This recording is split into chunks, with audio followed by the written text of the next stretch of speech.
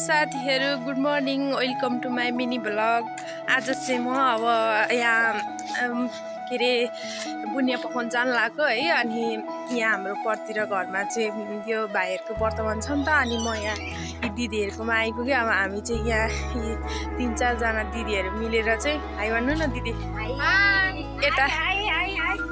अनि जान लाग्यो। यहाँ चाहिँ हाम्रो सुन्ना दिदी हो, माया दिदी, ठुलो बुवा। अब हामी बुनिया पकाउन जान्छौँ। बुनिया पकाएको सबै म तपाईँहरूलाई देखाउँछु कसरी बनाउँछन् भनेर। कतिलाई त बुनिया भनेको थाहा नै छैन होला। अब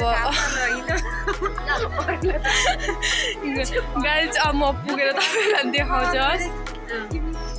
यता माया दिदी मात्रै बोल्नुहुन्छ। यहाँ चाहिँ काम धमाधम हुँदै रहेछ, बान्ने ओर्ने काम।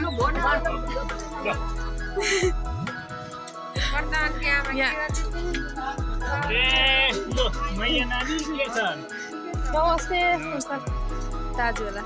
हाम्रो आन्टीले चाहिँ यसरी के अरे चिनी, यो कति केजी आन्टी हो चिनी? 25 केजी चिनीमा यो पाक घोल्दै हुनुहुन्छ। 25 केजी चिनी अनि 25 केजी पिठो नि। 25 केजी चिनीको पाक बन्दैछ है साथीहरू। यहाँ चाहिँ यो हाम्रो माया दिदीले चाहिँ पिठो मुस्दै हुनुहुन्छ।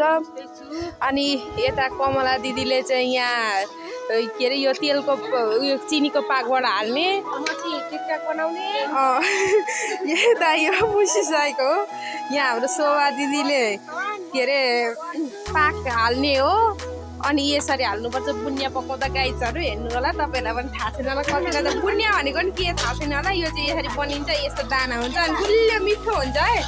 यहाँ हाम्रो सुना दिदीले चाहिँ यहाँ देखिनँ म भन्दै हुन्छ, उहाँ चाहिँ यसरी जाँदा झिक्ने हो। यता आन्टीले पनि यसरी यहाँ झिक्ने हो। साथीहरू हाम्रो धमाधम हुँदैछ यी बुनिया पकाउनलाई। यहाँ हामीले चाहिँ 3-4 बाल्टी चाहिँ पर लगेर फिजाइ पनि सक्यौँ। अब हामीले चाहिँ बनाइसक्न लाग्यौँ है गाइजहरू। By by.